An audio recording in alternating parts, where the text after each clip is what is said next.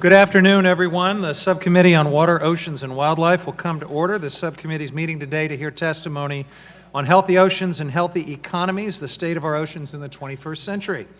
Under Committee Rule 4F, any oral opening statements at this hearing will be limited to the chairman, the ranking member, the vice chair, and the vice ranking member. This allows us to hear from our witnesses sooner and helps keep members on schedule. Therefore, I ask unanimous consent that all members' opening statements be made part of the hearing record if they're submitted to the clerk by 5 p.m. today or the close of hearing, whichever comes first. Hearing no objection, it is so ordered. Good afternoon. I want to take this opportunity to welcome everyone to the Water, Oceans, and Wildlife Subcommittee hearing, our first hearing of the year. And yes, the acronym for this subcommittee is WOW. I think that's appropriate when you consider the broad jurisdiction we have and the makeup of this subcommittee, which includes several returning members and quite a few new members. I look forward to working with every one of you.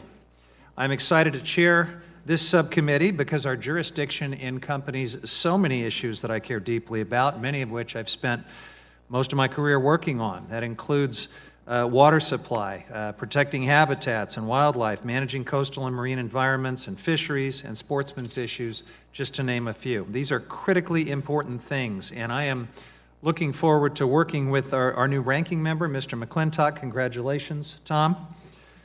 To find a fresh start at finding common sense, scientifically based solutions to the challenges and opportunities we'll confront. I've thought a lot over the past 6 years in Congress about things that I would try to do differently if I ever got a chance to hold one of these. And I know that I am just one person in a big institution that is somewhat ossified, but I want to try some new things here at the WOW in this Congress. And first, as complex and challenging as these resource issues can be, I want to challenge the assumption that our job is simply to fight about them. Frankly, it's one of the things that's frustrated me the most over the past 6 years. Not that we have differences, we obviously have differences, but somewhere along the line, people stopped trying to find consensus on tough issues. They stopped even trying to develop a common understanding of the baseline facts and science before jumping right in to the partisan fights. And for the most part, they even stopped trying to make policy in an open, deliberative, and inclusive way that should follow from that work to develop a common baseline of facts and science. Now, I know that this place has been hardwired for partisan combat for a long time. We may not always succeed, but I am going to at least try to do all those things as the chair of this subcommittee. And toward that end, I have already begun reaching out to every member of the subcommittee of both parties. I want to sit down and get to know each other and think about things that we might be able to collaborate on. I consider myself chair of the whole subcommittee, not just members from my party. And that means that if any member has a good idea, I want to encourage it. If any member proposes something I don't support, I'm not just going to say no. I will try to work with you and see if there are creative ways to get to yes. I would love to see every member of this subcommittee move at least something forward with bipartisan support, and I hope you'll consider my staff and I to be resources if you want to do that kind of work. Another change I'm hoping to implement involves the witnesses we invite to hearings. I've spoke to Ranking Member McClintock about this and directed my staff to take suggestions from all members, reach across the aisle so that instead of always having only Democratic and Republican witnesses, we can include at least one joint witness whenever that is possible. We're going to be busy in this subcommittee. In addition to resetting the factual and scientific baseline on big issues, we need to bring a lot of new members up to speed, and that's why we're holding a series of informational and oversight hearings that I informally refer to as WOW 101.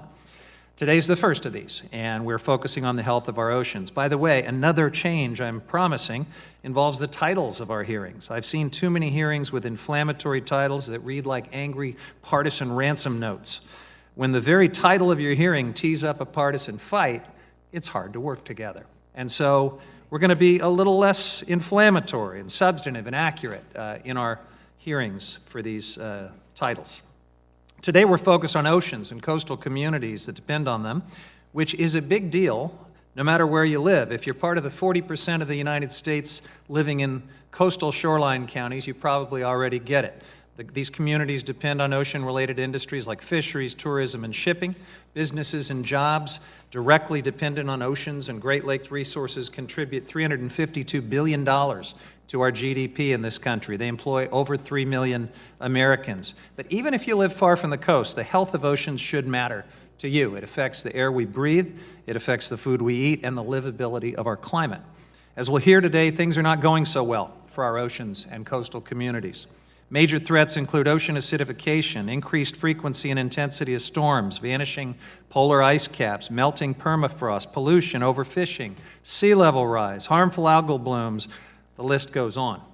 This hearing isn't specifically to tee up a fight about climate change. I do want to underscore that. But you can't have a serious conversation about the health of our oceans and coastal communities without acknowledging the growing impacts of climate change, and we'll hear more about that from experts today. Of the 23 members on this subcommittee, well over half represent districts that are at least close to the shore. Those of us representing those type of districts are seeing the impacts already firsthand. But it's important to note that every district in this country benefits from oceans, and every district is impacted by their failing health. So with that, I want to invite my ranking member to say a few remarks, and then we will welcome and introduce the witnesses. Well, thank you, Mr. Chairman, and we too look forward to searching for common ground. In fact, I have a number of proposals I'll share in a few moments to explore that search. Abraham Lincoln told the story of once boarding with a family of a Presbyterian minister on the night of the greatest meteor shower ever recorded in North America. He was awakened by the minister, who shouted, "Arise, Abraham, for the heavens are falling and the day of judgment has arrived." But Lincoln noticed that despite all the hysteria around him and the chaos above him, he could still see the familiar constellations fixed in the sky, and he knew the world was not about to end. Well, no one denies that our planet's warming, carbon dioxide levels are increasing, and ocean levels are rising. But before we run screaming into the night, let's also do a quick reality check. The sky isn't falling. Warming is nothing new. Our planet has been warming on and off since the last ice age. There have been periods within both human history and throughout paleohistory when scientists tell us temperatures were much warmer than they are today. Science tells us that carbon dioxide levels have varied widely throughout the planet's history when they have been many times higher than they are today. Science tells us that at the end of the last ice age, ocean levels were 400 feet lower than they are today, and as we will hear, the current rise has been steady, small, and doesn't correlate to increases in carbon dioxide levels. Hurricane activity is much lower than that recorded in the 18th century. And despite what we're told, there is a vigorous debate within the scientific community over how human activity compares with the vastly more powerful natural influencers that have driven dramatic climate change for 4.5 billion years. As Chicken Little belatedly discovered, there's a big difference between an acorn and the sky. So we welcome a civil and open debate on these issues, and for that reason, we're pleased to have with us Professor David Legates of the University of Delaware, a preeminent climatologist who has served as its director of the Center for Climatic Research and as Delaware State climatologist. Science thrives on civil and dispassionate debate. When someone tells you the debate's over, that dissent should be forbidden and dissenters should be personally attacked, that's not a scientist talking, that's a politician. We also need to consider the enormous cost that the left would impose on each of our families in pursuit of its Green New Deal. We already have a taste of these policies in California, where carbon taxes have produced among the highest electricity and gasoline prices in the United States. We're also pleased to have on the panel Dr. Kevin De Rotana to discuss these issues. He's the senior statistician for the Heritage Foundation's Center for Data Analysis and holds a PhD in mathematical statistics and 2 master's degrees in business and management and mathematical statistics. This discussion also offers us the opportunity to find common ground. Now, there are many ways to reduce carbon dioxide emissions without destroying the lives of working families and producing the kind of reaction that we now see on the streets of Paris. We've discussed these opportunities at great length over the last 8 years. For example, if we need to generate power without carbon, Doesn't it make sense to build new nuclear power plants and hydroelectric dams that produce electricity with no air emissions at far lower costs and with far smaller footprints than wind and solar? If temperatures are rising and we can store less winter moisture in the mountains as snow, doesn't it make sense to build more reservoirs to save that water rather than lose it to the ocean? If oceans are rising, doesn't it make sense to phase out flood insurance subsidies that encourage people to build in floodplains by hiding their risk? Last year's wildfires pumped 290 million metric tons of carbon dioxide into the atmosphere, making a mockery of our carbon dioxide restrictions. Doesn't it make sense to harvest excess timber before it can choke off the forest and burn? Doesn't it make sense to manage our forest, to match the tree density to the ability of the land to support it? Doesn't it make sense to space trees so that snow isn't trapped in dense canopies to evaporate before it can reach the ground? These are desirable policies in their own right, and they serve the Democrats' desire to reduce carbon emissions. I would offer them as a way forward and one that should have bipartisan support. With that, I yield back. Thank you very much. Let's move on to the witnesses. Let me remind the witnesses that under our committee rules, they should limit their oral statements to 5 minutes. That the entire statement will appear in the hearing record. When you begin, the lights on the witness table are going to turn green for you. After 4 minutes, there'll be a yellow light that comes on, and your time will have expired when the red light comes on. And I will ask you at that point to please complete your statement. I'll also allow the entire panel to testify before we begin questioning the witnesses. I will now introduce the witnesses, and I'd like to, perfect timing. I want to invite my colleague from South Carolina to introduce our first witness, if Congressman Cunningham is ready.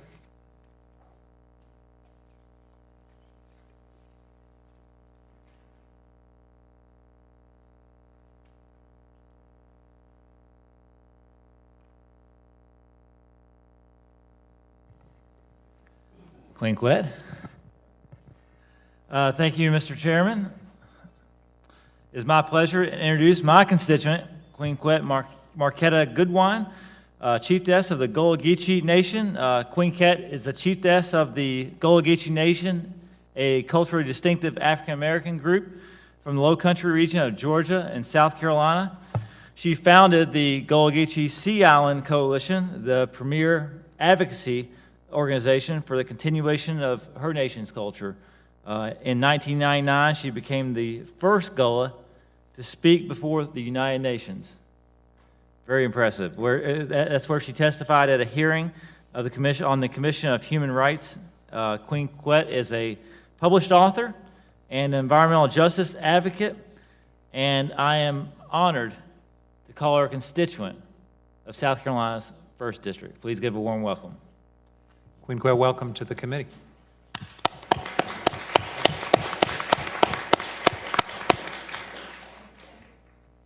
There we go. Thank you. On the chillin', I'm so glad for be here this afternoon and things like that. And on behalf of all the Gullah Geechee Nation, my ancestors and everybody who did there, all my family, we want to thank Congressman Cunningham. We want to thank the chair and all of this your subcommittee and things like that. And so, as I just said to you, thank you so much for having me here today. And I said it to you in my native tongue, which is the Gullah language. So many people who have said, well, I never heard that language before, obviously have never been to this land where I'm from. We literally live in the Atlantic Ocean on islands called the Sea Islands, from Jacksonville, North Carolina to Jacksonville, Florida. And you will often hear native Gullah Geechee say, the water to bring we, the water going to take we back. And many of you have even sung our songs, the spirituals that are my South Carolina state music now, where we say that God going to trouble the water, wade in the water. And so I'm very happy to be able to bring this flow from the Sea Islands up the hill this time so that we can sit together and talk about our love of the oceans. Because, of course, for us as Gullah Geechees, the land is our family and the waterways are our bloodline. So it's of great concern and grave concern to us when we find that pollutants, poisons, overbuilding, acidification, erosion, and all of these things are now compounding as elements within the water that's changing the ecology of the water. So as someone that like for now, I'm putting the thing out the creek. So we love to eat seafood, and I'm sure all of you who come down where we are would love to eat some too. We've seen those seafoods changing. We've seen less in certain stocks. We've seen where the catfish no longer flow around St. Helena Island. So as a founding member of the Gullah Geechee Fishing Association, these are the things that made us form as a group to make sure that our voice is heard in the national discussions about what can we do to go ahead and have these tides that are rising lift all of our boats together. We make the battle boat. You might have a yacht, but trust me, if that tide is moving and we all out there, we're going to flow with it or we're going to fight against it. And I agree with the chairman. It shouldn't be about the fight. It should be about us being able to sit together the same way we do on our beautiful sea islands beneath those oak trees, even with a little sweet tea. I know up here y'all don't put the sugar in until later. We put it in the beginning so that we can have some sweet discussions about this powerful element that we as human beings are all made of, water. And so when we talk about healthy oceans and healthy economies, I wanted to make sure that you also realize we have to talk about healthy communities. And so as I prepared to come here 2 weeks ago, all of a sudden the Creator put the words into my mind of an acronym for the ocean, that I was to come here to ask you to be a part of opening culturally enriched avenues of navigation, so that when we talk about the ocean and the sea, we're not just talking about the fish, we're not just talking about the shrimp, but we're talking about the cultural communities that live from these fisheries, that have lived in harmony and balance with them for all these generations. A Gullah Geechee proverb says, the big fish, the nampa and the leaf fish. And so often we think that the people that are higher up in the hierarchy of government are the big fish and all the rest of us are little. But I always tell people, but a school of piranha can definitely fight back together against that big old whale. And so we know this is a whale of a number of issues, but I'm sure we can navigate this together in such a way that those whales will follow our boats the way our dolphins and porpoises do on a beautiful sea island day. So I thank you for the opportunity to be here, to engage in dialogue with you, and to be a part of something that I know is definitely a wow to have all these women here today to say, as mothers of the earth, that we are here to help nurture our oceans. So thank you, Hona Chillin, for having me this year day right here during Black History Month. Yes, thank y'all. Awesome.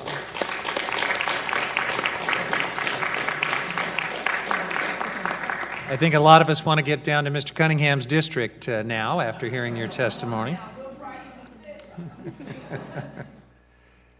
Our next witness is the Honorable Carol Browner, who previously served as the administrator of the Environmental Protection Agency from 1993 to 2001, making her the longest-serving EPA administrator to date.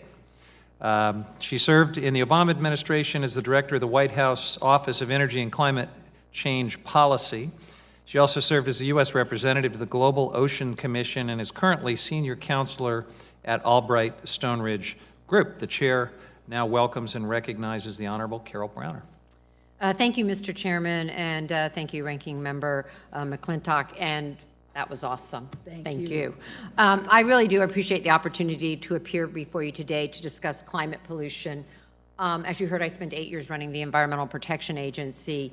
I've spent the better part of my professional life working to reduce pollution. I'm from Florida, the Florida Everglades, to the soot and the smog that plague our cities and cause asthma attacks in our children, to the dangers of toxic chemicals in our communities.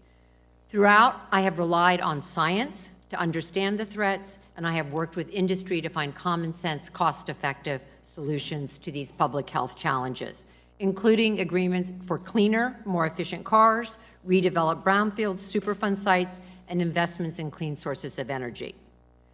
Despite the good work of so many to address the real and vexing pollution problems that threaten all Americans, today we face the greatest pollution challenge ever, climate change. We are already beginning to see the impacts of climate change. We are living with more powerful hurricanes, worsening drought, melting glaciers, devastating wildfires, and rising sea levels. And it's not just environmental impacts. Climate change is wrecking economic calamity too.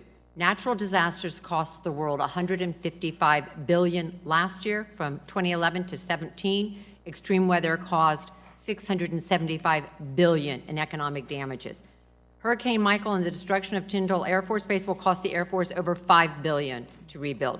Damage from Hurricane Florence will cost the Marine Corps roughly $3.7 to rebuild Camp Lejeune. Now, we're not saying that these hurricanes are climate change caused, but hurricanes are certainly being made worse by climate change as our seas warm and the temperature of the water changes. Climate change is also having a measurable negative impact on the lifeblood of our planet, our oceans. Our oceans are in decline. Why should we care about oceans and climate change? Because failing to do so threatens every life on the planet. Oceans cover nearly 3/4 of the Earth's surface. They produce almost half of all the oxygen we breathe and absorb more than 1/4 of the carbon dioxide we emit. As you heard, I served on the Global Oceans Commission. Our final report noted all life on Earth, including our own survival, depends on healthy, vibrant oceans. Billions of us rely on it for food, transportation, energy, recreation, and livelihoods. The science shows us that the oceans have the mechanisms and opportunity to heal. That is the good news. That through the regenerative role of the high seas, it is possible to restore the whole ocean health. The Commission called for a regeneration zone, an area free from industrial fishing in the high seas, tougher offshore oil and gas safety standards, closing down illegal, unreported, and unregulated fishing. Here at home, Congress should maintain marine protected areas already designated and support efforts to identify additional areas for protection. Through the Antiquities Act and the National Marine Sanctuaries, these areas protect vulnerable ecosystems and benefit sustainable fisheries. Congress should support more funding for coastal and marine habitat restoration programs. And Congress should encourage monitoring programs that provide essential information to coastal communities and ocean-dependent businesses, including the Federal Ocean Acidification Research and Monitoring Act, the National Estuarine Research Preserves, and the Sea Grant Program. When it comes to climate change, we have more science than we have ever had on any environmental or economic crisis. More science than was behind any decision made by EPA to protect our air and our water. Waiting will only make it worse. In my work, I have known some of the best environmental engineers in the country, in the world. There's not a one among them that can actually reverse sea level rise. With the new Congress comes a new opportunity to lead and a responsibility to act. The scientists are issuing the warnings, we are running out of time. You could be our greatest hope to reverse the curve of inaction and instead find the solutions that will determine our economic and environmental future. Now is the time for action that addresses climate change, quickens the inevitable transition to clean energy sources, protects our oceans and environment for future generations. Again, thank you for the opportunity to be with you today. Thank you very much. The chair now recognizes Ms. Cassoni, who has served as the Executive Director of the Massachusetts Lobstermen's Association, the MLA, since 2014 and has worked for the association since 2008. The MLA is a member-driven organization that supports the interdependence of species conservation and the members' collective economic interests. Welcome, Ms. Cassoni. Thank you, Mr. Chairman. I grew up in a village section called Brant Rock in Marshfield, Massachusetts, and I have commercial lobstermen in my family. I've been working with the Mass Lobstermen's since 2008 and have been the executive director for 5 years now. I have extensive experience on committees and boards that involve fishermen. Specifically, I'm on the Atlantic Large Whale Take Reduction Team and the Massachusetts Ocean Commission. As the executive director, I am actively engaged in the Northeast Regional Ocean Council stakeholders processes the Massachusetts Coastal Zone Management, the Bureau of Ocean and Energy Management processes to advocate for commercial fishermen's needs and concerns. I am here today to give you the perspective of those fishermen and outline how climate change is just one of the many issues we are facing as we try to operate our businesses. Climate change is of concern to the commercial fishing industry as a whole. Without a healthy ocean, the many species our members harvest to earn a living would cease and many coastal communities would fail. For many coastal communities, commercial fishing has been a way of life for centuries, and impacts to our fishery mean lasting impacts to our communities. There are two fundamental ways climate change is impacting the lobster industry: warming waters and ocean acidification. Warming water trends are causing lobster stocks to shift, impacting fishermen and confounding regulators. The Gulf of Maine, for example, is one of the fastest warming bodies of water on the planet. In the last century, it has warmed faster than 99% of the oceans. It has been estimated that by 2050, that warming could cut lobster population stocks by 62% in the Gulf of Maine. Lobster stocks are also moving further offshore to deeper waters. That makes them more difficult and expensive to reach. This added difficulty means that fishermen have to often travel further offshore, increasing fuel costs that impact our business as we pursue stocks that were bountiful near shore. Lobster is also shifting to the north with more and more of it now in Canadian waters than U.S. waters. This means less lobsters are available for our U.S. fishermen. The lack of access due to this shift is yet another impact to our businesses and coastal communities. To make matters even more complicated, fish that eat lobster are also moving north.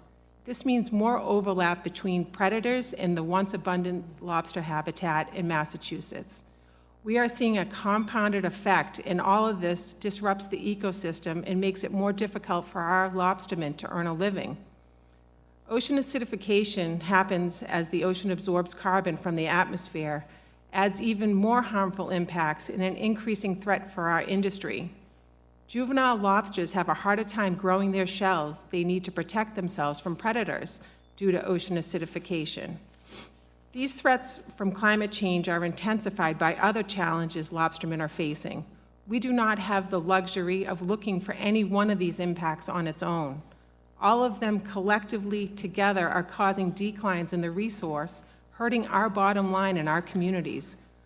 Offshore wind is increasing exponentially on the East Coast, impacting habitat and ecosystems.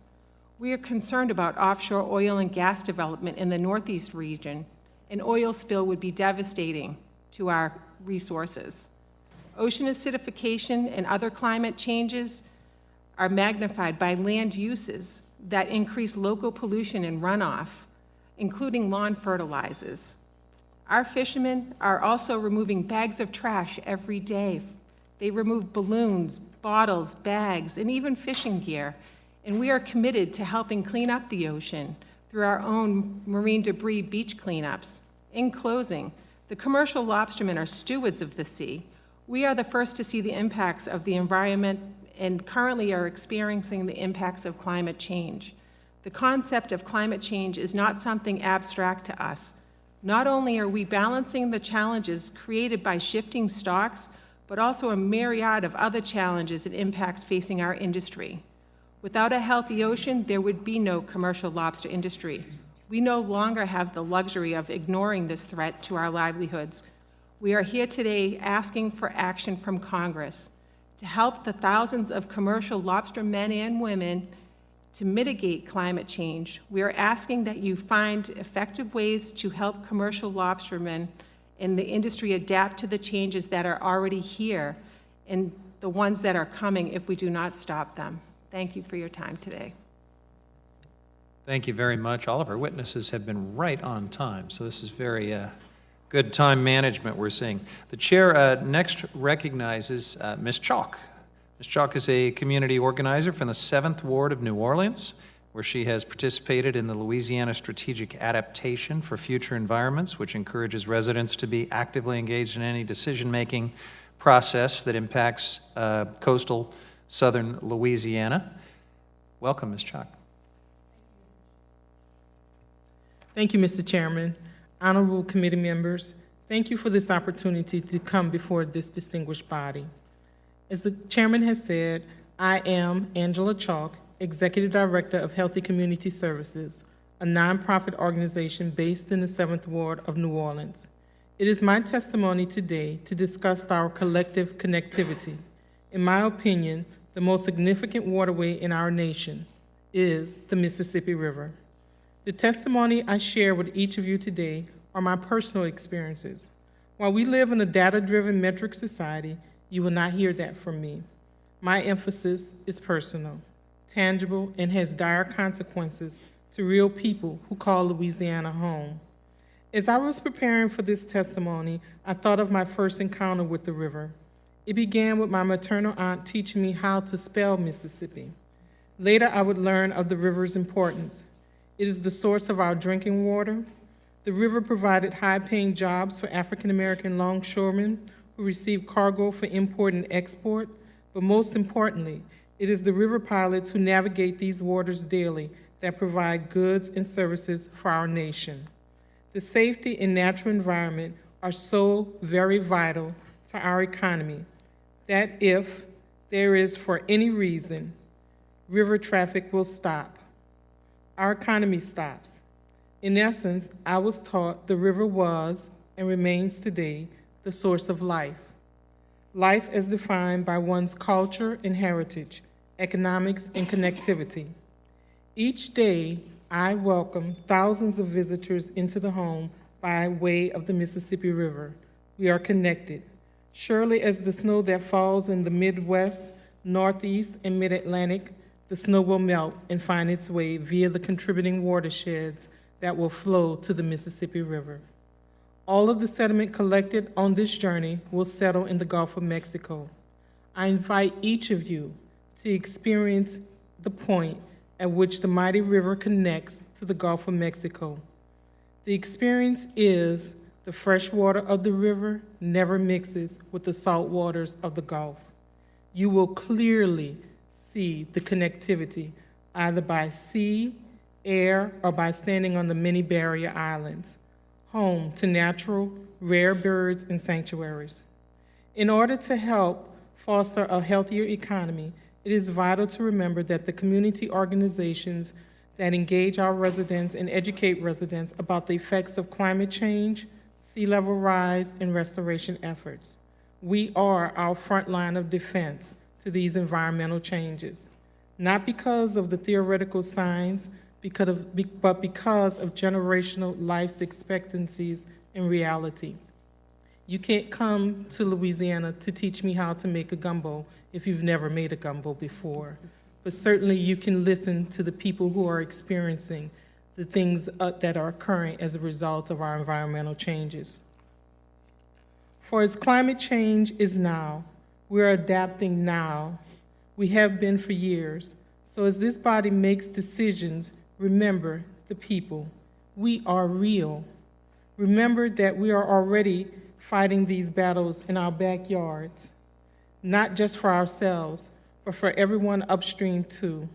And just as our efforts in Louisiana matters, your decisions matter too. What you're looking at is an island in crisis entitled by Ted Jackson. That is the burial place of the ancestors of people who live in Southeast Louisiana. This was taken in 2016. We're in 2019, and that area has vanished by the Gulf of Mexico. Sea level rise is real. This is the science that helps protect our coastal communities, which is the barrier that surrounds Southeast Louisiana and namely protects New Orleans from the storm surge of intense hurricanes. But together we must marry the science and the green infrastructure that's in place in the restoration efforts that protect us from storm surge and repetitive flooding and more frequent and more severe storms. We must be proactive rather than reactive. I thank this committee for the opportunity to come before you and to have my testimony. Thank you, and God bless you all. Thank you very much, Ms. Chalk. The chair now recognizes Dr. Bronk, the president and CEO of Bigelow Laboratory for Ocean Sciences. She has a PhD in marine estuarine and environmental sciences and has more than 2 decades of experience as a professor and an oceanographer. Welcome, Dr. Bronk.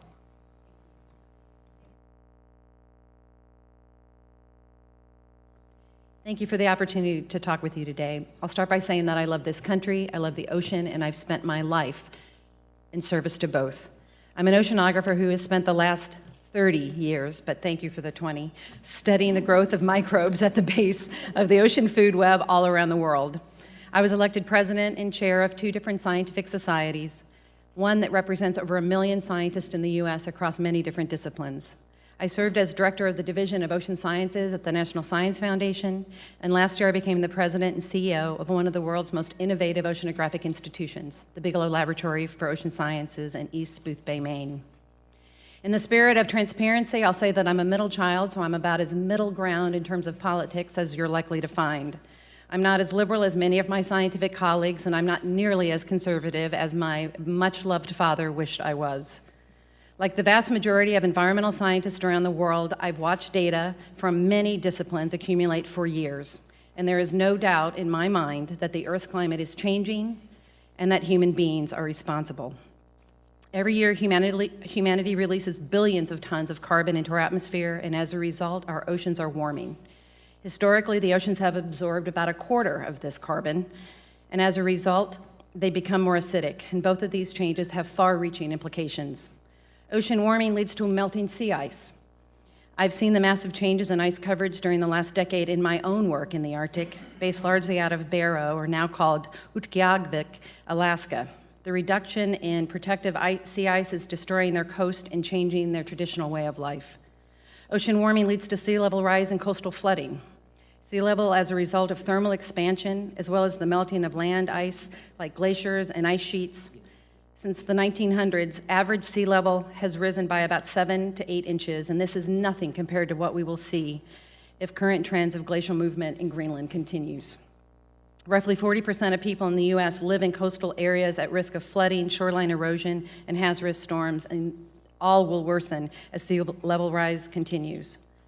Ocean warming leads to changes in the migration and distribution of marine organisms, from the smallest bacteria to the largest fish, because it affects ocean and atmospheric circulation, precipitation, and the delivery of nutrients. The economic consequences of these changes could be severe. In the U.S., the fishing sector alone contributes over $200 billion to our economy each year and contributes 1.6 million jobs. Ocean warming also leads to reductions in ocean oxygen. At the most fundamental level, warm water holds less oxygen than colder water. In coastal regions, low oxygen is a particularly devastating problem, and low or no oxygen dead zones have been reported for more than 500 ecosystems.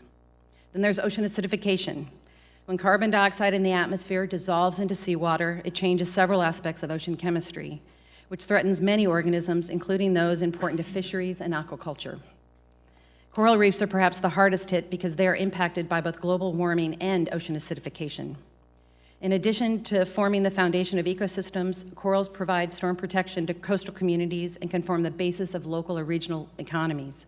By the end of this century, the loss of recreation from coral reefs in the U.S. is expected to reach $140 billion.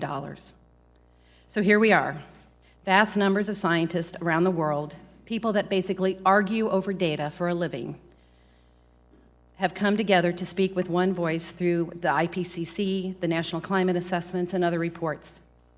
If this were a medical epidemic and the medical community spoke with this sense of unity and urgency, every single one of us in this room would have taken the treatment prescribed by now. But I've almost lost hope in our political process on this issue. The economic pressure to keep the status quo is too intense, and I do not believe we as a country or as a global community will make the societal changes in time to ward off the extreme climate disruptions that will most harm those that are least able to respond to it. But I believe that in science, there is always hope. Climate change is a problem that, ironically, science, through our own success, has created, and I believe it's through science that we will solve it. But U.S. investment in the study of our ocean and our planet is grossly inadequate considering the challenges we're facing. U.S. investment in social science is grossly inadequate considering human behavior and economics are so important in charting a sustainable way forward. U.S. investment in science education is grossly inadequate considering the brain power we'll need to power our global recovery, and people in this building can change that.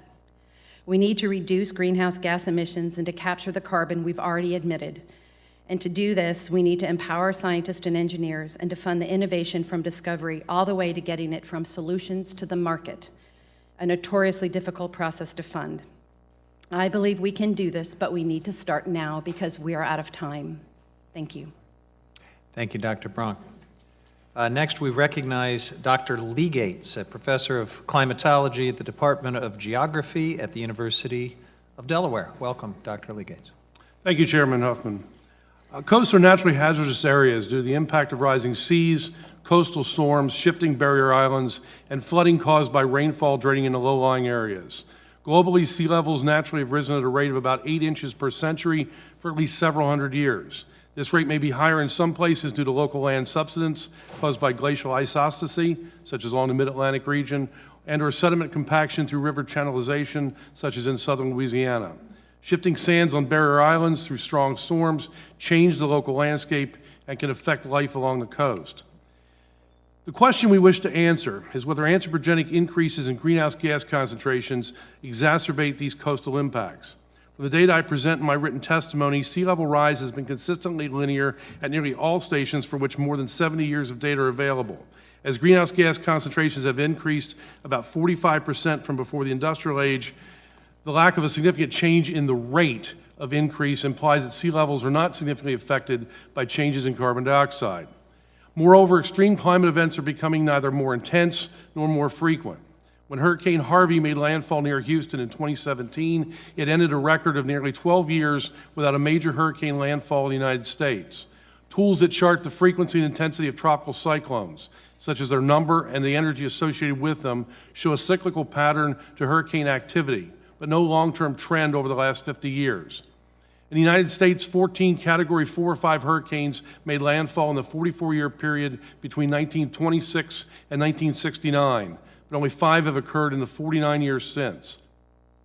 Historically, hurricane landfalls are more frequent during colder periods and become less frequent as the temperature rises.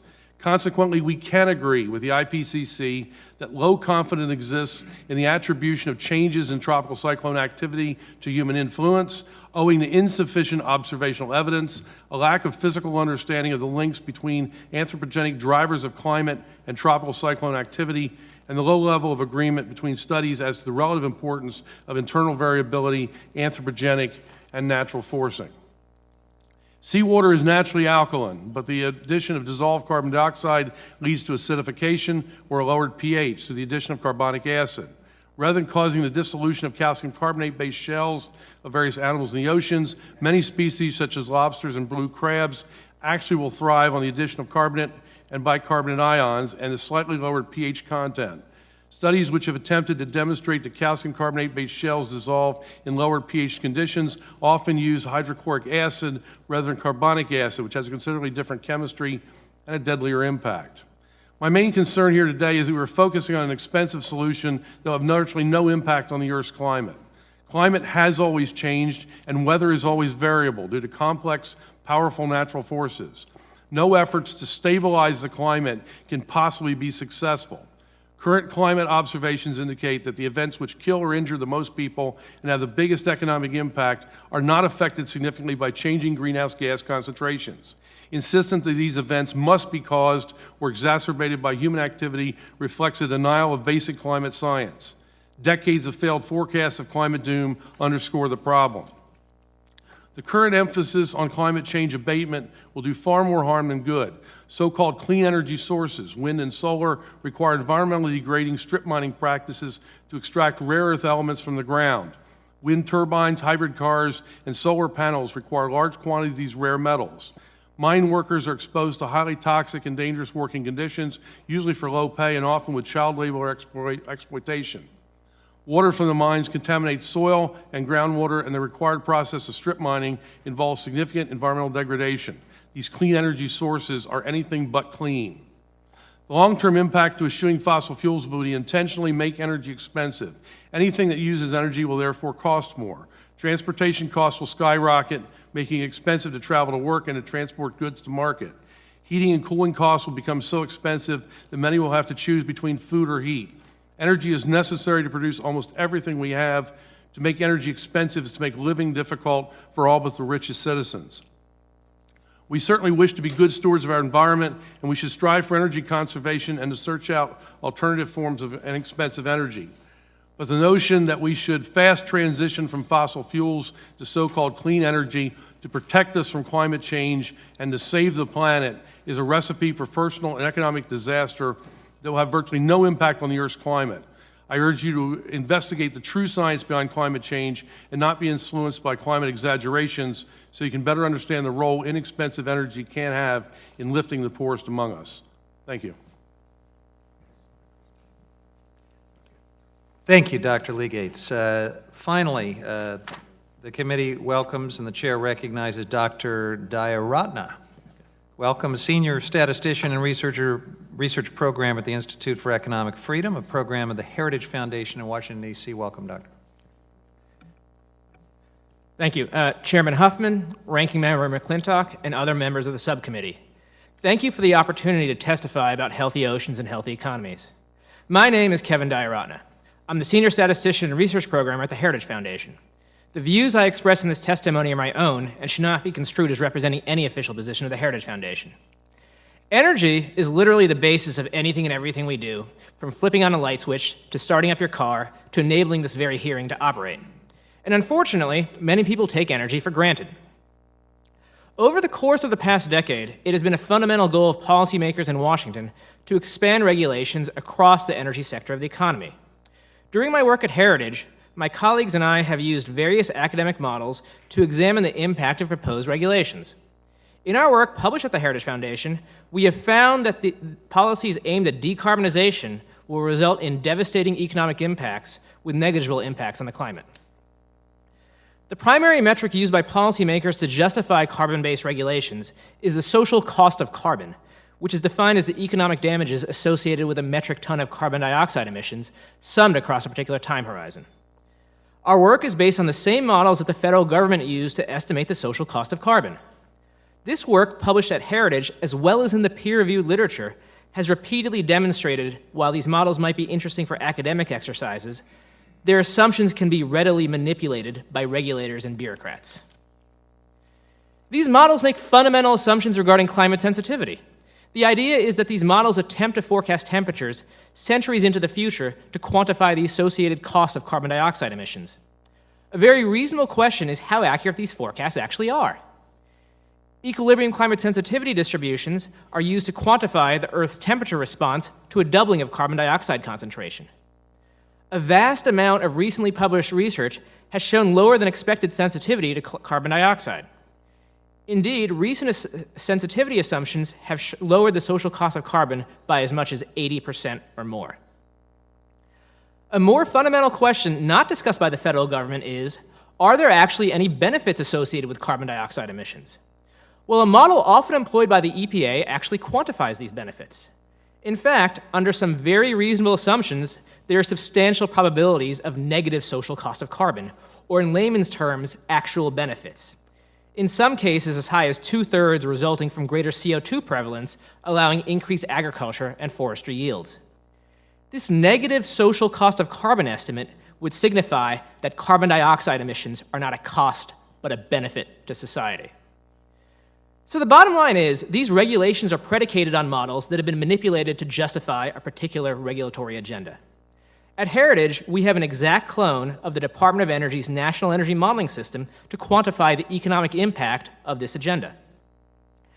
In particular, we modeled the regulations suggested by the previous administration's interagency working group and found that the economic impacts would be quite devastating. In particular, by 2035, the country would see an average employment shortfall of nearly 400,000 lost jobs, and up to 20% increase in household electricity expenditures, and an aggregate $2.5 trillion loss in GDP. Now lastly, I'll talk about the climate impact of these policies. The primary goal of any of these carbon capture, carbon reduction policies is to reduce global climate change. At Heritage, we have used one of the EPA's models, the Model for the Assessment of Greenhouse Gas-Induced Climate Change, to quantify the climate impact associated with the policies that I have described. In one series of simulations, we assumed the United States reduced carbon dioxide emissions from fossil fuels by 80% and assumed a climate that is more sensitive than what was even assumed by the Interagency Working Group. We found that by 2100, there would be a temperature reduction of 1/7 degrees Celsius and a minuscule 1.35 centimeters of sea level rise reduction. In conclusion, regulatory policies regarding carbon dioxide emissions are predicated on faulty models, will have devastating economic impacts, and will only have negligible impact on the climate. Thank you for your attention, and I look forward to your questions. Thank you very much.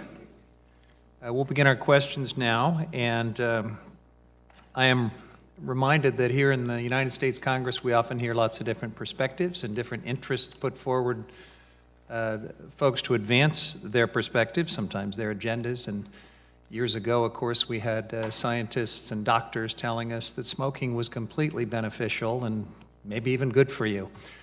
Years later, I don't know where those doctors and scientists are or how they feel about what they said, but I think history has rendered judgment on what they said. And I have to wonder if we haven't heard some similar testimony here today. I want to ask several of the other witnesses about a couple of the claims that were just made. One being Dr. Lee Gates saying that ocean acidification should cause lobsters to thrive, and that all sounds benign and great. We just heard, in fact, from Dr. Dayaratna that there could be all kinds of beneficial effects of increasing CO2 levels in the atmosphere. And that, in fact, there may even be an EPA model that points to all of this. And I'm so glad we have a former administrator of the EPA to tell us about that. So why don't I start with you, Ms. Browner? Tell us about this model. Well, thank you for the question, and thank you for your comments. The model that I think the gentleman is referring to would have been developed after my tenure at EPA. But I think it is important to note that cost-benefit analysis are a tool that are frequently used in evaluating the impacts of regulations. And when I was at EPA in the 90s, a long time ago, we did a look back under the Clean Air Act of all of the regulations and what the cost had been with those regulations and what the benefits have been. And across the board, what we found is the cost were lower than anticipated. Industry, even EPA, got it wrong. They were lower, and the benefits were greater. So why is that? Because you cannot factor in American ingenuity and innovation. When you set a standard, when you adopt a regulation requiring CFCs to be replaced, you create a market opportunity, and the investments flow, and suddenly you have a replacement faster, cheaper, more efficient than you had originally anticipated.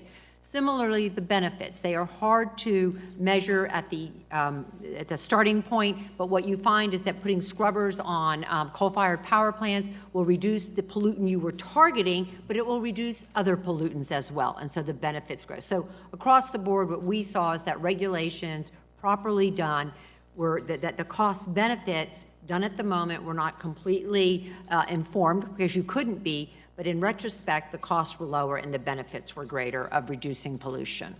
Ms. Cassoni, how about from the perspective of the lobster industry? Surely you have seen things happening with respect to acidification that maybe suggest that lobster are not going to thrive, but I'm sure you've also reached out to the best scientists on this subject, because this is kind of an existential thing for you. Correct. Thank you, Mr. Chairman. With all due respect, I'm not a scientist, and I've been following ocean acidification for about 5 years. Congressman Keating held a panel at Woods Hole Oceanographic Institute in Falmouth.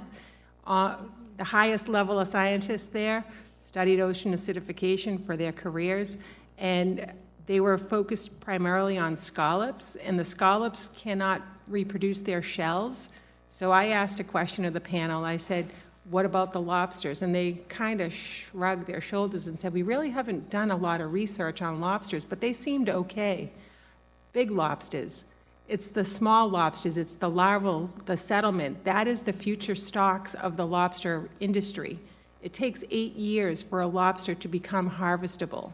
So we're talking about the eggs, the larval stages, the near shore acidification, where the waters are warming the fastest.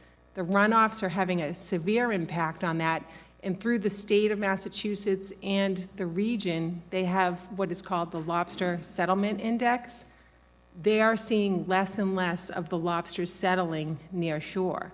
So that is the concern where we are seeing it, and without the future stocks, we don't know where the lobster industry will be in 8 years. I can come back and let you know. Now, thank you. Dr. Bronk, as an oceanographer and a scientist, do you see any beneficial effects of ocean acidification, CO2 concentrations, and other impacts of climate change?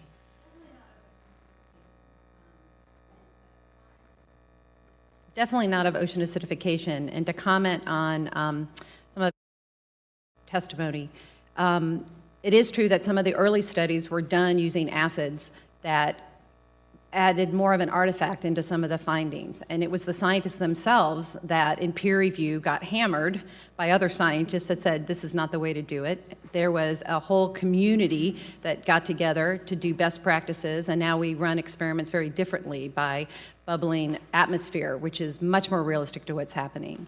And in that case, Ms. Cassoni's correct. It's the larval stages that are impacted, and it is definitely not good for shellfish, lobsters, corals.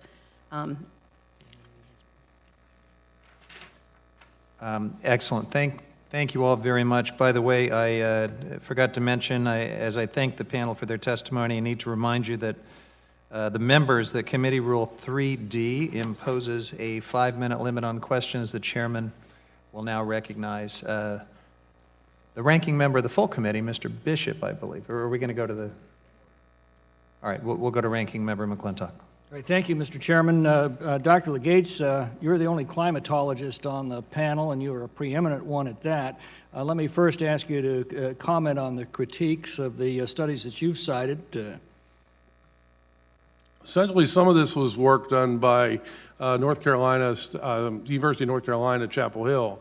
And one of the things they did was they put blue crabs and lobsters into water with 400 parts per million of carbon dioxide, water into 2,800 parts per million carbon dioxide. This is a study where they actually bubbled the... That's where they actually did, yes. Yeah, and they found that they grew faster. Now, it doesn't hold for, as they mentioned, it doesn't hold for every species.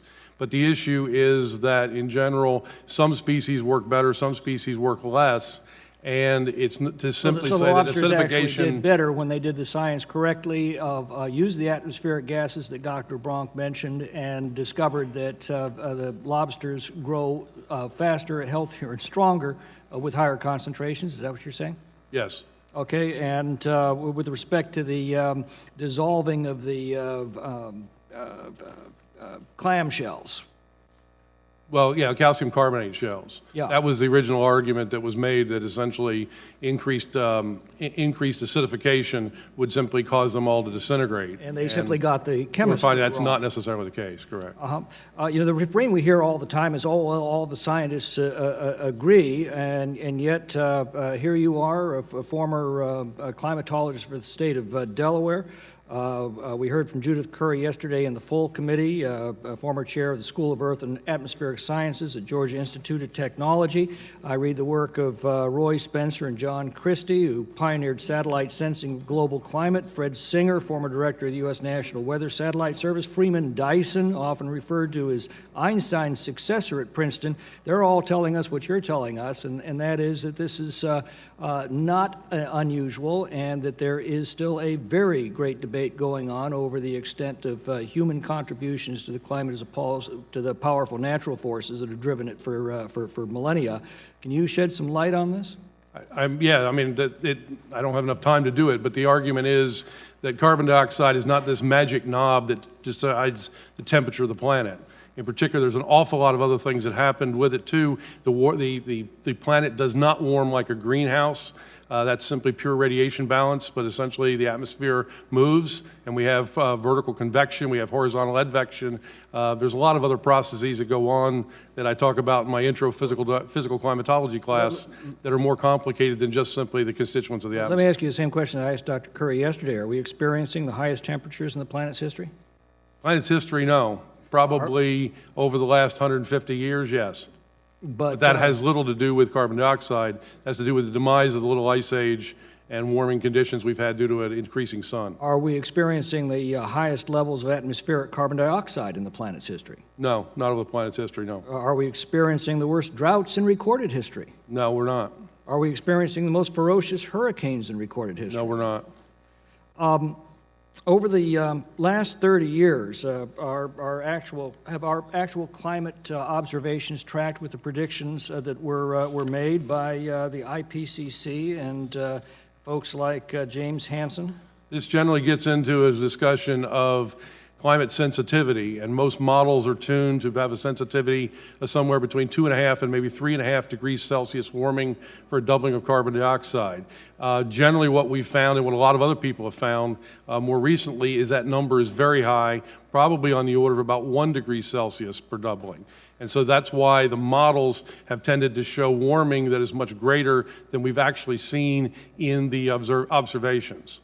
Dr. Durant, you've studied the economics of the situation. I'm sure you've looked at the Green New Deal. Again, just in layman's terms, what's that going to cost an average working family in America, and what's it going to get us? Well, we haven't specifically modeled the Green New Deal yet, but we have modeled very similar carbon capture, carbon reduction policies. For example, the economic impact of the Paris Agreement, I think we're running out of time, so I won't show the slides, but we noticed that over the next 20 years, there would be, using the heritage energy model, an average employment shortfall of over 400,000 lost jobs, a loss of income of over $20,000 for a family of 4, an up to 20% increase in household electricity expenditures, and an overall $2.5 trillion loss in GDP, all again for negligible changes in the And climate. what do we get to for all of that according to the climate models? Less than 0.2 Celsius degrees temperature reduction, and about less than 2 centimeters of sea level rise reduction Over what period? over in 2100. All right, thank you. Mr. Levin is recognized. Well, thank you, Chair Huffman. I appreciate you holding this hearing. Thank you to our witnesses for taking the time to join our subcommittee today. Yesterday, I was very pleased to participate in our full committee hearing, highlighting the urgent challenge climate change presents. And I thank Chair Grijalva. I believe it was the first committee on climate change we've had in about 6 or 8 years, long overdue. I think the testimony from our witnesses yesterday and today was overwhelmingly conclusive that climate change is driven by human activity and that Congress cannot waste any more time with inaction. Otherwise, the consequences for our communities and planet will be devastating. Today's focus on the state of our oceans is critical, particularly critical to me because my district in Southern California, in northern San Diego County and South Orange County, has more than 50 miles of coastline. And my constituents are dealing with the impacts of climate change every day. It's not some theoretical concept for them. Already, cliff erosion driven by sea level rise and wave energy is posing a public safety hazard to my constituents. In fact, the U.S. Geological Survey last year projected even higher levels of climate change-driven coastal erosion in San Diego and Orange counties over the next century. And just a couple days ago, there was an article in the Orange County Register, a historically very conservative paper about coastal erosion in our beach communities in Orange County. And in South Orange County towns like San Clemente and Dana Point, stronger storms influenced by climate change are literally washing away our beaches. We've seen a seawall crumble, coastal trees topple over. In many cases, they have been there for decades or even close to a century. And Orange County now even plans to demolish public basketball courts and restrooms on the beach that are no longer safe to use. It's clear something is not normal about all of this. And I think it's important that our subcommittee continue to explore these climate challenges that directly impact our coastal communities. I'd like to turn to a couple of questions, specifically to Dr. Dayaratna. Did I get your name correct? In your testimony, which I read, you discussed the social cost of carbon at length. I believe you refer to it as the negative social cost of carbon. And you say that at the Heritage Foundation, you used the same data that the Obama administration used for its social cost of carbon calculation, presumably that the EPA uses and other agencies use. Obviously, you came to a very different conclusion. You also claim that the federal government manipulated the data to support, as you say, a regulatory agenda, implying an obvious bias, at least in your opinion. I'll remind you that the Environmental Protection Agency was created under President Richard Nixon, and that the Clean Air Act and Clean Water Act enjoyed broad bipartisan support, near unanimous support. The agenda, and I've known people from the EPA in past administrations, both Republican and Democratic, their agenda, at least their original agenda as intended from President Nixon and both the Democrats and Republicans who supported the Clean Air Act, Clean Water Act at the time, was simply to protect human health and the environment. On the other hand, Dr. Dayaratna, I find your agenda perhaps a bit more suspect. So please answer yes or no, just yes or no. Do studies funded by fossil fuel money have an agenda? I'm sorry, Congressman, I cannot answer that question because I think it's it has clear nothing your to do with my organization. research, Congressman. So I think it's clear completely your irrelevant. organization has Congressman, an agenda. our financial records are available online. You can go to I've researched them. www.heritage.org. I've researched them extensively, as a matter of fact. But I encourage you to get to the meat at hand, which is what these policies I encourage you to answer my question, sir. Does your organization have an agenda? Does my organization have an agenda? Yeah, and specifically your conclusions. Are they based on objective evidence or perhaps an agenda? I am an independent Funded scholar by within fossil Congressman. fuel I am an money. independent scholar within the Heritage Foundation, and my work can be scrutinized. It has been published both at Heritage as well as If in you the peer-reviewed follow the literature. money, it is clear, Doctor, that you have an obvious, blatant I have agenda. no agenda besides doing high-quality research. And yet the decades of experienced people before you at the EPA who used that very same data to calculate a true social cost of carbon reached an entirely different conclusion, including one of our past administrators of the EPA, who I beg will differ with you, sir, and your false Congressman, conclusion. If you look at Thank the you. assumptions that they I made, yield my time. Thank you. Mr. Lamborn is recognized. Thank you. Thank you for having this hearing. I'm going to try to stick to the issues and policies and facts, not personalities. And I'd like to stick to the solutions that are being proposed. And one solution that is being proposed, we heard about today. We heard about today at 12:30. There was a big press release. And we all got our first chance to see what Speaker Nancy Pelosi calls the Green Dream. But instead of a dream, the Green New Deal looks more like a nightmare. This non-binding resolution makes grandiose and socialistic promises of jobs for everyone, free college and prosperity, but at the same time it calls for policies that will actually bankrupt our economy and destroy jobs. The Green New Deal includes a proposal to move 100% of U.S. electricity production to renewable sources by 2030, 11 years from now. The numbers are being worked on, but it seems that it will require at least $5 trillion of investments in renewable energy and storage, and will have a transition cost of $13 trillion over a 10-year period. It'll eliminate 88% of our current energy sources and about 6 million jobs. So here's some facts on transportation and electricity, and I'm going to leave aside heating, winter heating, and manufacturing and other uses of energy.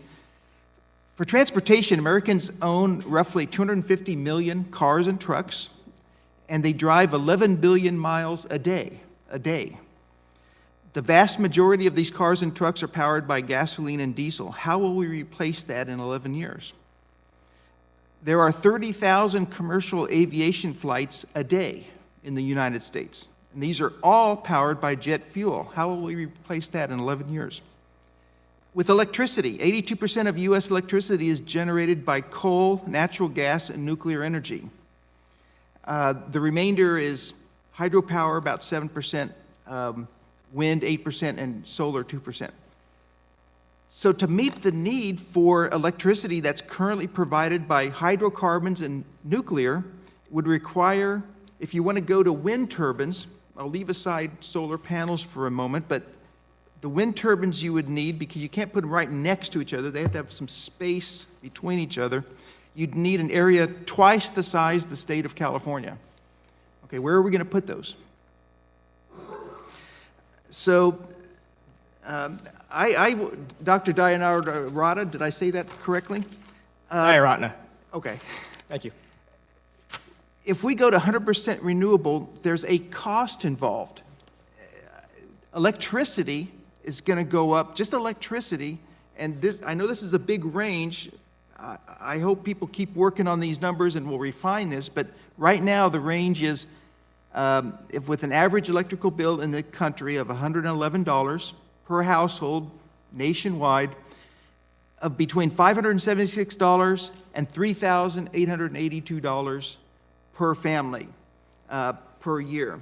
Okay, is that going to have what kind of impact will that have? Maybe not on middle class or upper class, but on working class and poor Americans, elderly people on a fixed income. Okay. I'm sorry, Congressman, that statistic you cited was regarding electricity Electricity Yes. alone, yes. Okay.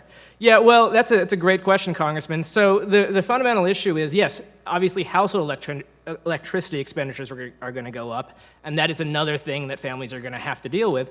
But when you think about it, like I said, energy is the most fundamental building block of society. So costs regarding everything will go up. Costs of hiring are going to go up. Costs of transportation are going to go up. It's going to be more expensive for businesses to hire. Jobs will decline. The economy will suffer overall, and hundreds upon thousands of jobs will be lost as a result of these policies at this moment. Are there other social or economic impacts of a proposal such as the Green New Deal? The biggest issue is that these policies are going to kill jobs, destroy the economy in many regards, and they will only have a negligible impact on the climate. These policies will not meaningfully impact the climate. So when you really think about the cost-benefit analysis, there are significant costs, and the benefits are basically minuscule. Okay. Thank you very much, Mr. Chairman. I yield back. Thanks. I do want to remind the members this is a hearing about the health of our oceans. And with that, I recognize Mr. Lowenthal. Thank you, and thank you, Chairman, or Chair Huffman, not Chairman, Chair Huffman, for this important hearing, and thank you to the all the panelists. You know, this hearing, getting back to the oceans and to water, comes on the heels of new and unprecedented melting in Antarctica and in the Himalayas that we have just heard. I mean, staggering. I had the good fortune of being in a congressional delegation to Tibet and the Himalayas, and to see the potential impacts on the rivers. This is going to create chaos in all of Asia in terms of drinking water in Asia. This is unbelievable magnitude. I also recently, on a National Geographic Explorer tour, visited with naturalists Antarctica, and was shocked by what I learned that was happening in Antarctica also. And so we're experiencing this crisis that I'm going to ask some questions, and we're not doing anything about this impact really on oceans. In the State of the Union address, the president did not mention climate change at all. It was just completely ignored, which is totally unacceptable, as if we're having any kind of national emergency, it's climate change. It's not our southern border. So we're all accountable. I'm not blaming the president at all. We're all accountable, and we're all responsible for what's happening to the planet and what impacts it's having on our oceans. And that's the reason and our water supply. That's the reason why I mentioned the Himalayas and also Antarctica. Dr. Bronk, in your written testimony, you mentioned that the magnitude of sea level rise, as I have it, depends upon the amounts of ice sheets and glacier melts in Greenland and Antarctica. Just as I just pointed out, just last month, a new study came out that's showing that there's a huge cavity now under the glaciers in the West Antarctica. That's of major concern to scientists studying the rate at which Antarctica glaciers are melting. And it was shocking listening to the people, the percentage of the planet's water that's in Antarctica, that some of the glaciers are 800 million years of age, and they're melting at a much faster rate than we thought before. Can you explain why scientists are so alarmed by the rapid melting of these glaciers in Antarctica now, what that means to sea level rise that is going to happen, and how it will impact the already existing that we've talked about from Arctic and other causes of sea level rise?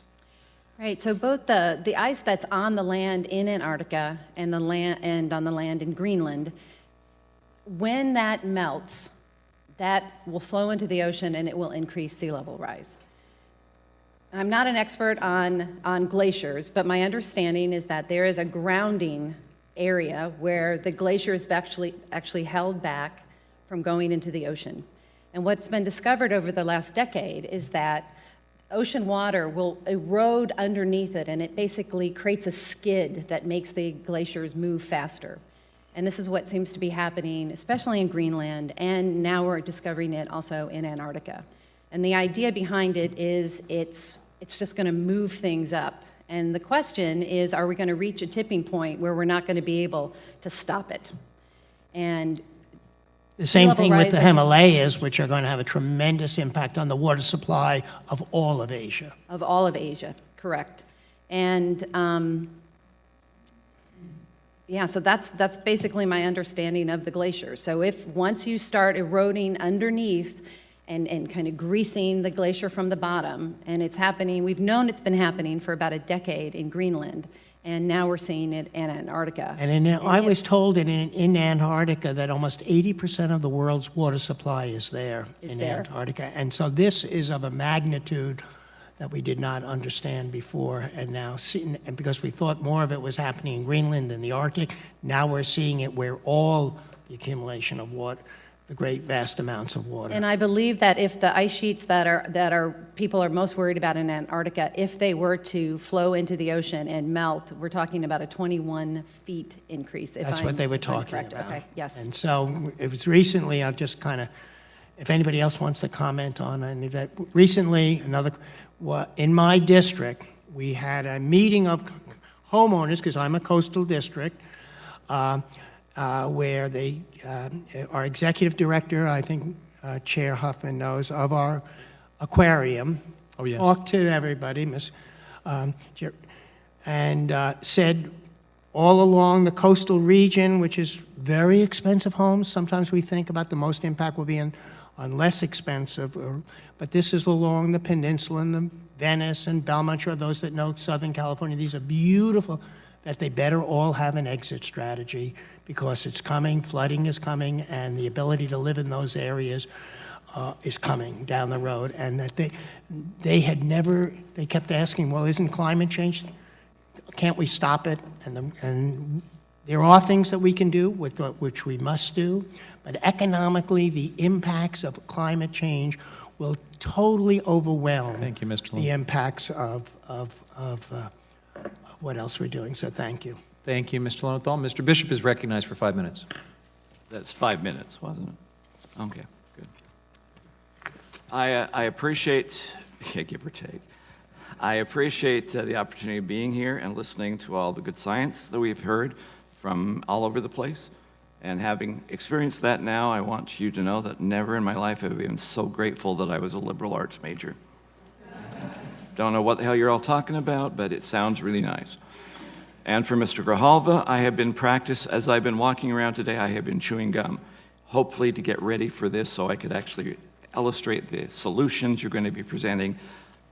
So far, I've just wasted a pack of gum, but I'm still trying. We'll still work with you. Well, as soon as we come up with that, it's going to be exciting. Mr. Durant, I'm really happy to see you here again. You have been a witness before in this committee on those meetings that apparently we never had, but for some reason you were here testifying. So thank you for that in the last couple of years. I am interested that both of you were talking in some respect about, as we do all the modeling that we come up with, that obviously the important criteria is the assumptions that are made. Oh, absolutely. So you change the assumptions, then you change the outcome. Exactly. So that becomes a significant one. I'm interested in the idea that energy, which is a cost, and energy, which is a concept we don't actually quantify very well, if the cost of that energy increases, it is the lowest income people that are hurt the most in our society. Absolutely. Yeah, these policies are going to impoverish lower income people and hurt them the most. Like yesterday, when I was forced to leave because I had work to do, Democrats suggested that innovation is not the answer. So I want to know from both of you, if you would, if you have any thoughts about pragmatic solutions that are within the jurisdiction of this committee that we can do. We have proposed in the past that active forest management actually has a positive impact on the environment, that grazing and sequestration can have a positive impact on the environment, that hydropower and water storage could have a positive impact. Have you seen any of these concepts that really are the purview of this committee being integrated into the proposals that have been set forth by the other party yet? I have not, but those policies would not have the economic impacts that these other things that I've heard about today, such as the Green New Deal and other policies, would have on the economy. And they do have the capacity to reduce carbon dioxide emissions. Yeah. So it could still be one of those things that is pragmatically we could actually do if we were to further those efforts we've started in the past in those particular areas. Quite possibly, yes. Dr. Legate, if I could just yield to you for, look, I've got 2 minutes, do only a minute in the answer. But it was brought up about the melting of Antarctica, for which I do not know much. Can you just tell me very briefly about what is causing that, if there is something that can be actually... Well, part of the figured out? discussion comes on the East Antarctic ice sheet is that the East Antarctic ice sheet is actually growing in mass. The West Antarctic ice sheet is losing mass. And part of the concern is whether or not there's tectonic activity underneath that is leading to a heating from below, which is causing it to move. I'll point out that essentially we are not at equilibrium anyway. That is, if I were to take an ice cube and place it here in the room, during the time period of this hearing, that ice cube would continue to melt even though the room's temperature didn't change. I mean, that's what we've seen, sea level rising essentially since the demise of the last ice age, and it's been rather continuous over the last several hundred years. So it's because we haven't reached equilibrium, which is why we're seeing sea level rise. All right, I appreciate that. Appreciate you doing it within the 1 minute. Let me actually make up for some others and yield back faster than I could. I do have one unanimous consent request. And also, I am going to be looking forward to the so what phase when we get to there on what our solutions actually will be proposed in here, which would be a much more meaningful discussion at that point of the game. But, Mr. Chairman, Mr. Chair, I'm going to ask unanimous consent to enter into the record a study from the Journal of Agricultural Economics, from the journal Agricultural Ecosystems and Environment, titled Grazing Management Practices on Vegetation and Soil Chemicals, Physical and Hydrological Properties in Tall Grass Prairies. And if that doesn't put you all to sleep, nothing else will. It's a wonderful title. It's a long article, but actually it has some data that's useful. Thank you, Without Mr. Bishop. And I'm going to take your testimony as an invitation to co-sponsor the bills that I have on all the issues you walked through in this Congress. So this is just, we're off to a great collaborative start. And if they're good bills, then I'll be happy to do that. Otherwise, I'll save the ink. Mr. Van Vreeu, you're recognized. Thank you, Chairman. First of all, let me congratulate the Chairman on holding these hearings and also ensuring that there is a minority and a majority viewpoint. I think that helps a lot in the future as we all deal with each other. We really are all in this together. I know many of us think we're not, but we are, so I think that's a good thing. I am from New Jersey, coastal New Jersey, Cape May County, which is considered the 5th most vulnerable place during an evacuation, literally in the East Coast and maybe the United States of America. So this is an issue between the Delaware Bay and the Atlantic Ocean and the whole area that concerns me a great deal. And the second thing I wanted to say that I really appreciated on everybody's part, I deal with a lot of fishermen, always did. I was a state senator before. I really appreciate that people generally understand that the majority of fishermen are not individuals who want to hurt the ocean, that they really do realize in order for their lives to go forward, there has to be fish. So they're really concerned. And I will say thirdly, that I've spoken to a lot of them, I do all the time, and they've noticed that there are different fish that are coming in different areas of the ocean as we speak. The part that's always been complicated for me with this is whether it's Reggie or whether it is many of the other programs or policies that we can have, God bless you, how is the United States going to be able on its own to be able to make a tangible impact for those that do believe in global warming when so much of the world doesn't care? Even for those that believe it, how are you going to do it? China doesn't care. Russia doesn't care. A lot of Asia doesn't care. So I wonder, how are we really going to be able to affect real change, even if you do believe it? Anybody have thoughts, any of you, on that? We're such a small part of the globe, relatively.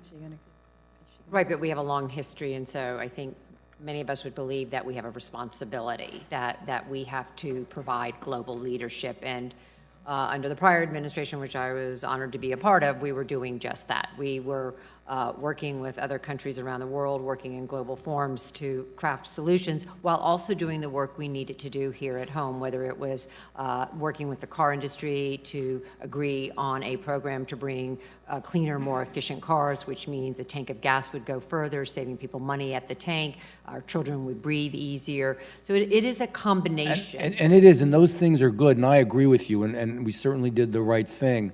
The problem now is that, for example, China's burning coal. I mean, we're talking about many steps beyond that. So, you know, I would just like to express my one concern is I'm concerned of how we even get it done, period. I mean, I know we can help, we can make things a little bit better, but this is going to be a very huge challenge. The second issue I have, and I know these are kind of tough questions, and I don't mean to put anybody on the spot, and I really do respect all of you a lot and for being here. Why is it now, being scientists, or some of you being scientists, that you do disagree? Why do you disagree? I mean, this is a major difference. I'm a dentist, which is kind of a little bit like being a scientist, and you know, a cavity's a cavity. It's just there, you know, and there's only so many ways to fill it. So why? What? I think the degree of disagreement is vastly overstated here. To put it blunt, you can find a scientist that will say just about anything you want them to say. I would look at the consensus documents. For a scientist to agree on anything, you can't get 6 of them to agree to go to the restaurant. One of them needs to pick one. We argue by nature. The fact that there are thousands of scientists that have reached consensus on documents around the world, that's what we should be paying attention to. Of course, you're going to find people that are going to have other agendas. Would you say that literally it's 90%? Oh, it's more than that. 99%? It's more than that. And I would also, when you're looking, and I would, for all of you, when you are looking at the kind of written statements that people had to submit here, what are they referencing? What are they citing? Are they citing themselves? Are they citing their own testimony? Are they citing peer-reviewed literature? So Peer-reviewed literature, and not journals that didn't exist 5 years ago. Where are they publishing in the journals that were here 100 years ago? Last real quick question. I don't mean to rush you. It was a good answer. It's just I'm out of time. Do you think, and it alludes to the other question I had, even if we do these things, and 2 things, do you think we can do it without really hurting the economy and making sure that people of lower socioeconomics aren't hurt? And secondly, do you think we can really make a major difference worldwide, globally? Little question in 30 seconds. Congressman, I'm sorry. I'd like to add that it's the real people in South Louisiana that are starting to make the change. And once we begin to educate residents around this issue, people can make informed decisions based on the best science, based on the reality that we're living, because we are living this every day. So no matter what the scientists may say, I beg to differ, because we are living and we're seeing it. We're seeing our vanishing coastline and communities moving. We're seeing the population shifts. So I would say visit us. Oh, believe me, I see it in New Jersey, Yeah, where visit us. I live 2 miles from the beach, so I know. Thank you all very much. Thank you, Mr. Van Drew. All right, Mr. Graves is next, and Mr. Graves, I'm sorry, when I introduced Ms. Chalk earlier, I looked over to see if I thought there might be some Southern Louisiana greeting that you might want to offer, but it's your turn now, so you're recognized for 5 minutes. Yee! There we go. We're done. Hey, thank you all very much for being here, and I enjoyed your testimony. Queen Quet and Ms. Chalk, I enjoyed the fact that each of you put a lot of emphasis on community and culture. And being from South Louisiana, which I share with Ms. Chalk, I think that Louisiana's got, South Louisiana has amazing people, amazing culture, amazing food, amazing music. And I can't tell you how much I appreciate somebody else walking into this committee to talk about South Louisiana, because every single one of those people are so sick of hearing me talk about it and talking about the land loss. And so I was telling the truth. We have other people that believe it. But also you put a face on it. And I do appreciate that. South Louisiana's lost 2,000 square miles, and it's really extraordinary. And it's losing communities, it's losing people. Ile de Jean Charles, one of our native communities down there, is effectively having to leave, and they've been around there for 300 years. And so, yes, this is something that is today, that's now, that your community's facing, that our community's facing, and it's awful. It is. It's awful. And one thing that I think we can agree upon, Mr. Chairman, is that I do believe that the climate's changing, and I think I've said that at virtually every hearing we've had that where climate has been discussed. Number two, I believe that we need to be focusing on right now on adaptation measures and figure out how to protect Queen Quet's community, how to protect the community where Ms. Chalk lives, where my family lives, where 2+ million people in South Louisiana live. And I know, Mr. Cunningham, I've been to your district and seen some of the challenges with sustainability you have over there as well. And I think that's an area where we need to all be focusing. Ms. Browner, you noted that you think we need more funds invested in ecological restoration. I agree with you. And it's something that we've been battling to try to address now for many years, including in this committee. And I've expressed much frustration whenever this very committee has tried to cut ecological restoration for South Louisiana, or the various administrations have, because here we have wetlands laws protecting our wetlands at the same time we've lost 2,000 square miles in South Louisiana, and I think it's wrong. There was a dialogue that I watched from the Annie room that I'll tell you I was disturbed by. There was a line brought up, and I'm not going to try and pronounce your name because you're not going to know I'm even talking to you. Help me out. You pronouncing your name? Diaratna. Diaratna. If I would have tried, you wouldn't have known I was talking to you. Dr. Diaratna, I want to ask you a question, yes or no. Is every member on this panel right now, did we receive contributions? Every member in this panel. I'm sorry, receive contributions? Did we receive campaign contributions? Every member on this panel. Can you receive campaign? Did we? Have we? Do you think we received campaign contributions to be elected? I would assume so.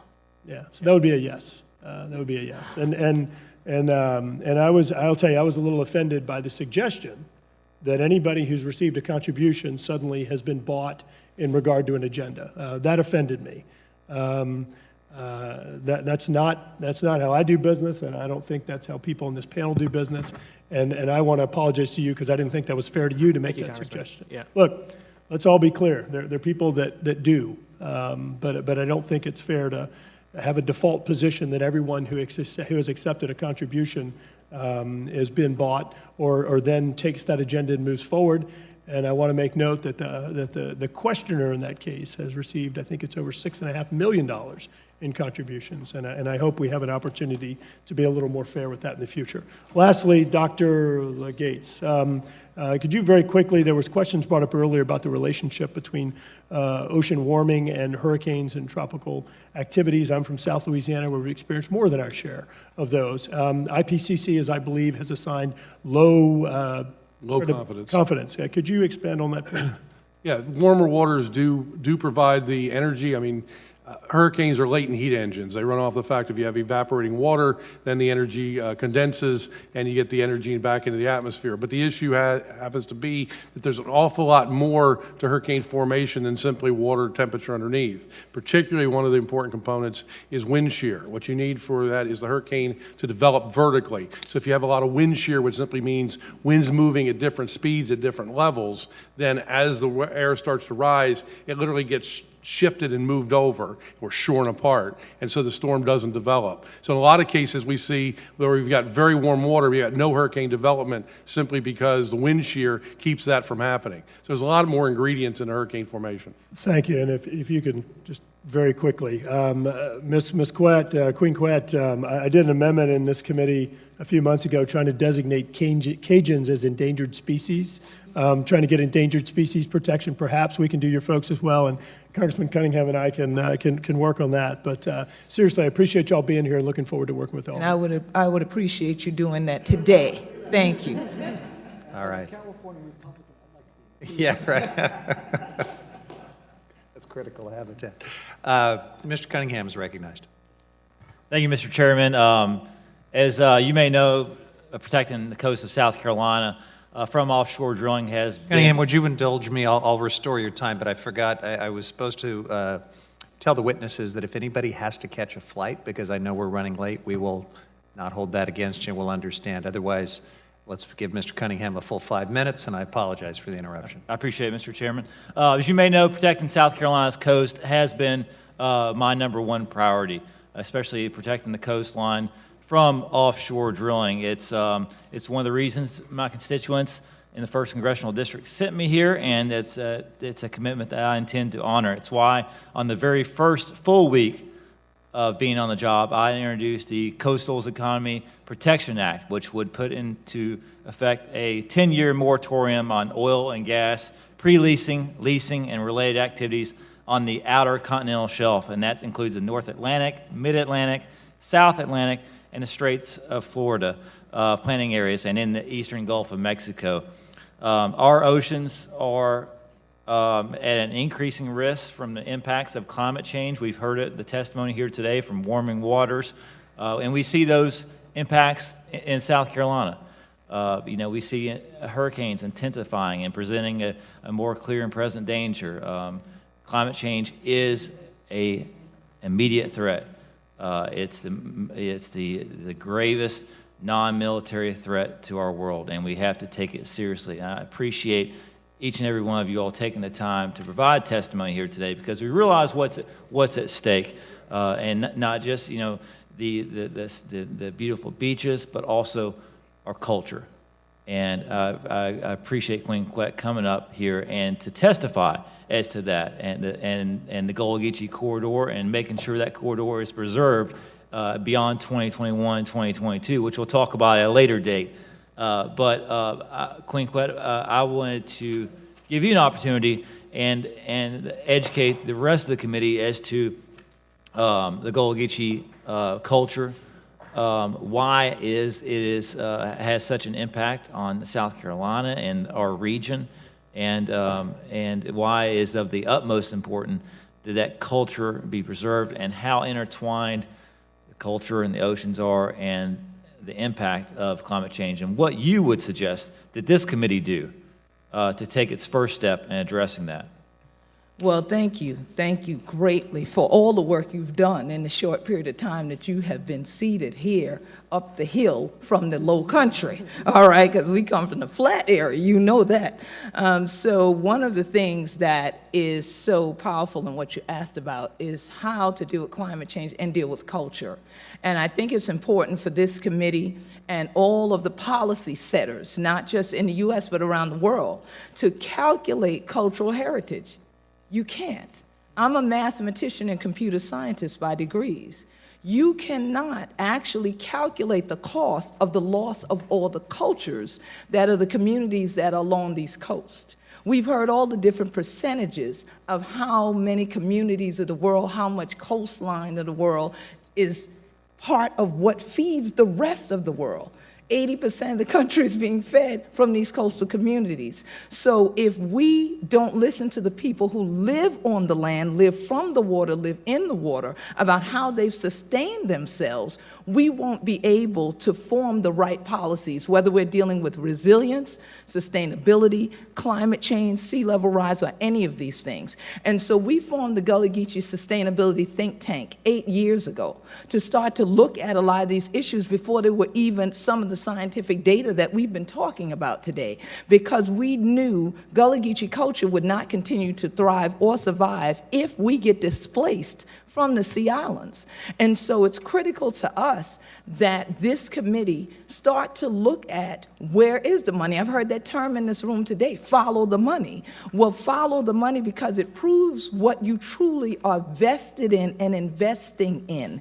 And I believe that if we put the money back directly in the hands and the pockets of the people literally living on the shorelines, it can make all the difference in the world. Because when you take the Lili children like Alicia and you teach them about the water from that age, they'll be just like me when they get older. They will realize the value of the coast and what they need to do as individuals and what they shouldn't do as individuals, so that collective consciousness will continue to move this whole process forward and be able to reverse a lot of what we did when we didn't know any better.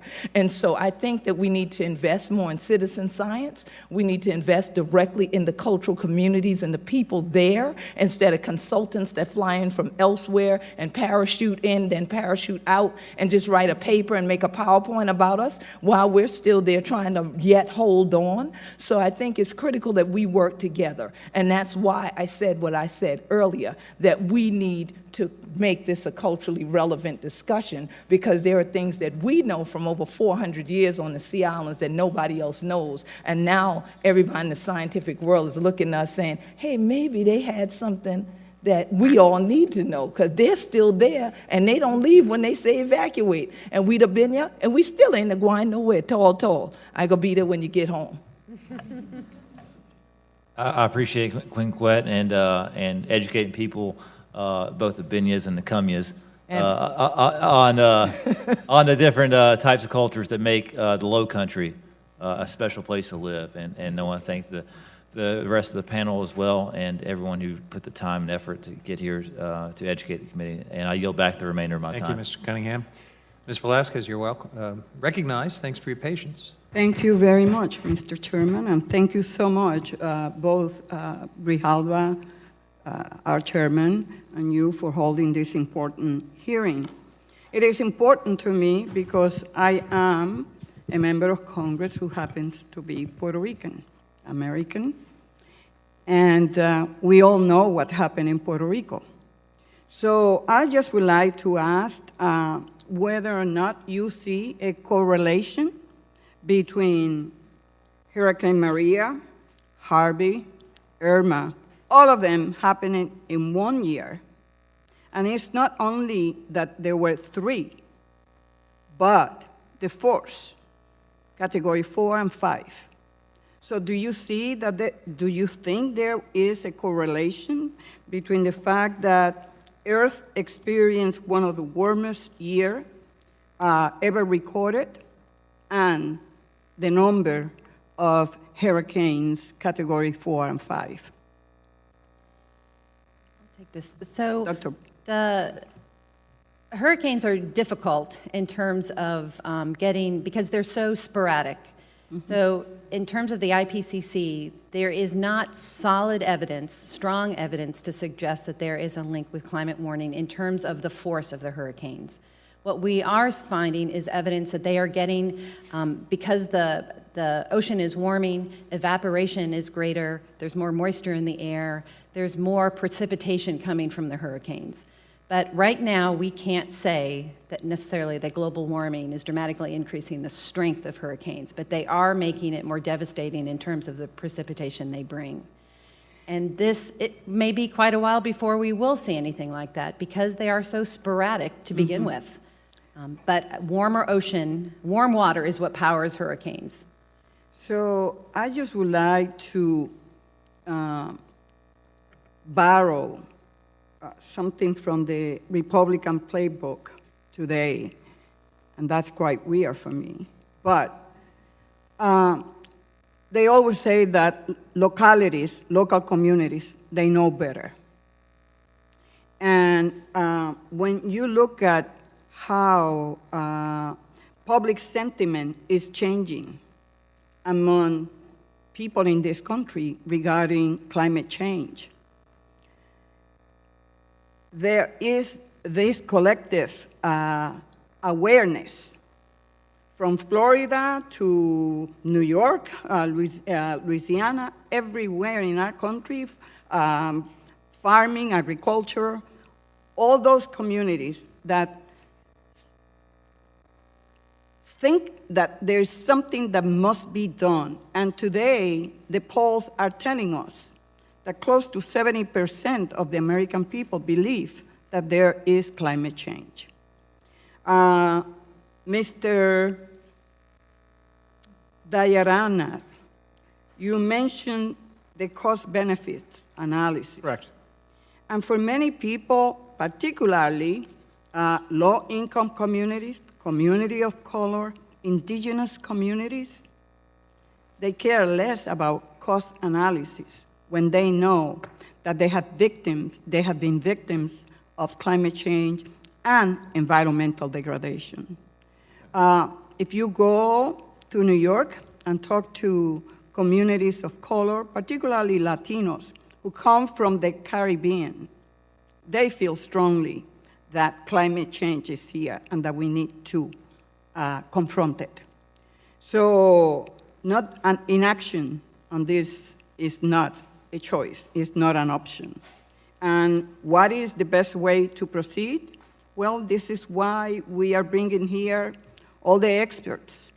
But to reject it based on studies that maybe, yes, are funded by fossil fuels or not,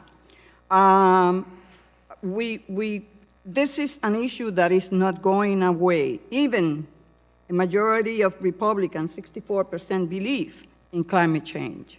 So I welcome that. We say that low-income communities will be the victims of the cost of energy because of the regulations, the impact of regulations on their lives. Well, the fact of the matter is that they are the victims not about paying more for electricity, but by the inaction that has happening in our agencies or our government in terms of addressing the issue of global warming and climate change. Okay, can I respond? She addressed me. Yeah, sure. 10 seconds? Okay, well, like I said, firstly, I'm not denying that the climate is actually changing. I believe that the climate has been changing, the planet is warming, but it is warming at a much, much lower pace than a lot of people would have you believe. I would say that it is lukewarming. And secondly, these policies are not going to do anything to impact it, even if it is accelerating at a significantly high pace. Thank you, Dr. Dyrant. These people are going to suffer from these types of policies that I have talked about, Thank you including very low-income much. communities. Last but certainly not least, the illustrious chairman of this full committee, Mr. Grijalva, is recognized for. Thank you very much, Mr. Chairman, and thank you for the hearing. Excellent witnesses and excellent work from you and the staff to put this together. And I appreciate very much and that you made a priority of the fact that oceans and the jurisdiction under your subcommittee had to be part of the solution, and I appreciate that. I think everybody appreciates that. Queen Quet, I was going to ask you a question, but my good colleague here, Mr. Cunningham, asked you almost the same question. I think he looked up about. I think he was looking at my notes, but I'm not going to mention that. And regarding culture and the importance, what that glue means to people and what that means to regions, and thank you very much for that answer. Ms. Chuck, I was going to ask you,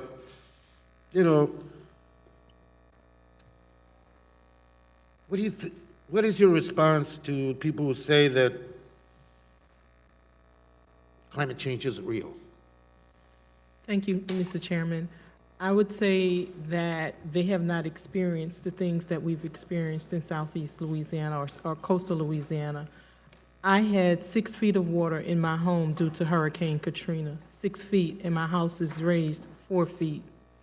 And so until or unless you have water in your home, or you can no longer get to a community because of rising sea levels, there is nothing that you can say that's more impactful than having experienced that.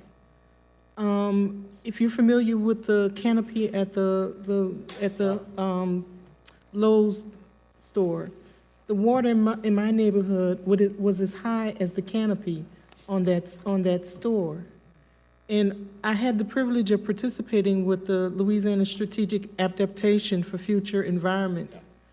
And no matter where I participated in that process, everyone across the 6 parishes that participated in that program had the same sentiment: family, faith, and food in our culture.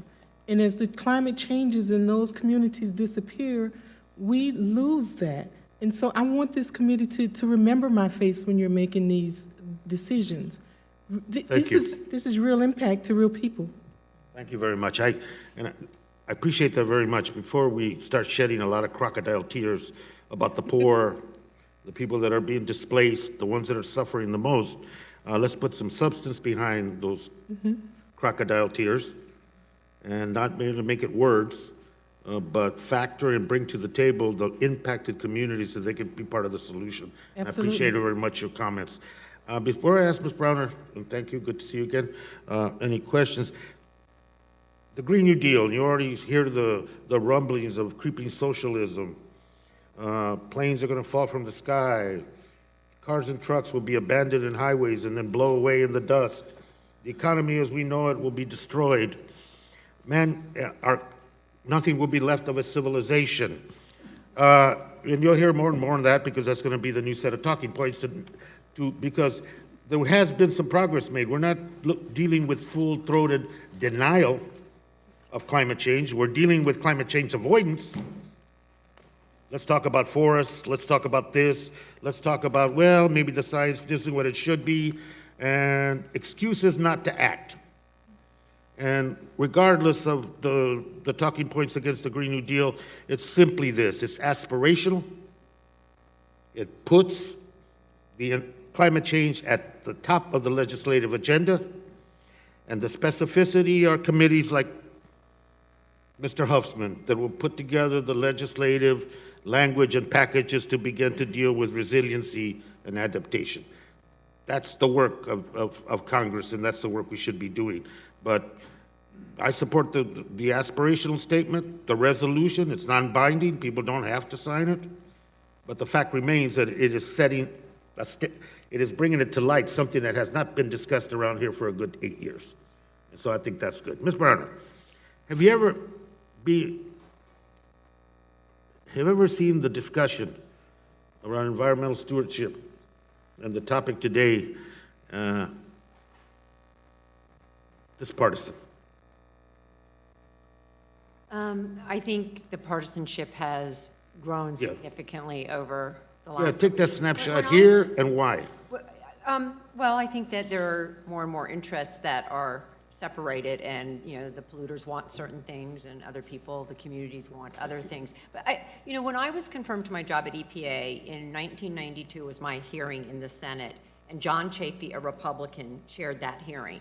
And he said to me at the end of the hearing, Ms. Browner, I hope I never hear you say the word balance, because your job is not to balance. You're running the EPA, your job is to protect. And I think we need to remember that we have these institutions of the government that are there to protect our citizens, whether it's these women from these local communities or the children who are experiencing asthma and it's getting worse, that we have a responsibility in the government, and it is unfortunate that we do not focus on that responsibility and on that problem solving. I want to say one thing about the Green New Deal. I totally agree with everything you said. We put a man on the moon because we committed ourselves to it. There is nothing this country can't do with innovation and ingenuity. I have absolute faith in our ability. Thank you. Yield back, Mr. Chairman. Thank you. Terrific. Thank you, Mr. Chair. I do want to thank all of the witnesses for your time and your expertise and coming to Washington and sharing your testimony. I do hope this hearing serves as a baseline on what we hope to address in this subcommittee. We will prioritize ocean-related climate adaptation and mitigation measures as we go forward. And Ranking Member Bishop has sometimes asked, where's this heading? Where's it going? I know at least in this subcommittee, there's going to be a strong emphasis on those things. And that's squarely within the subcommittee's jurisdiction. I especially want to thank you, Dr. Bronk, because the committee rules are very limiting. If I were to provide a panel of witnesses that truly reflected the scientific consensus on climate change, I would have needed over 90 more witnesses. And this room just can't accommodate that many, and the committee rules would never let me get away with that. But you were carrying the water, so to speak, for the overwhelming global scientific consensus on these issues.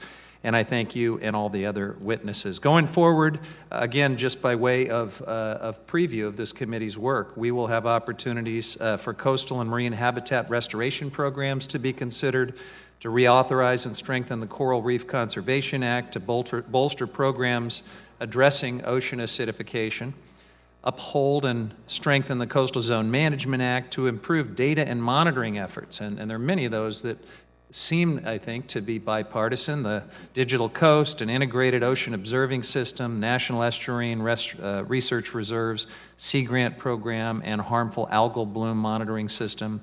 We'll have a chance to address shifting fish stocks and management of our fisheries, to strengthen the National Coastal Zone Management Program, which works with coastal states and territories to address some of today's most pressing coastal issues, to conserve and restore blue carbon, particularly marshes, mangroves, and seagrasses. We'll have an opportunity to pursue policies that support living shorelines. That we'll certainly be talking about offshore drilling in this committee, and I know Mr. Cunningham and many others are looking forward to that. We'll have an opportunity to consider marine protected areas and possible expansion of those, and to expand the Coastal Barrier Resources Act to cover more areas in order to protect our coast from wind and tidal forces caused by coastal storms. And of course, that's critical habitat for aquatic species. Finally, we'll include the issue in this subcommittee of marine plastics. Not only is that hurting our oceans, we didn't have enough time to talk about that today, but the greenhouse gas emissions associated with plastic production are part of this bigger problem we're talking about. And I hope we'll be able to reauthorize and bolster the North American Wetlands Conservation Act and many, many more things. So again, thanks everyone for participating in a terrific first hearing of the subcommittee. The members of the committee may have some additional questions for the witnesses, and I will ask, if you would, to respond to those in writing under Committee Rule 3.0. Members of the committee must submit written questions within 3 business days following the hearing, and the hearing record will be held open for 10 business days for responses. If there's no further business, without objection, this committee stands adjourned. Thank you.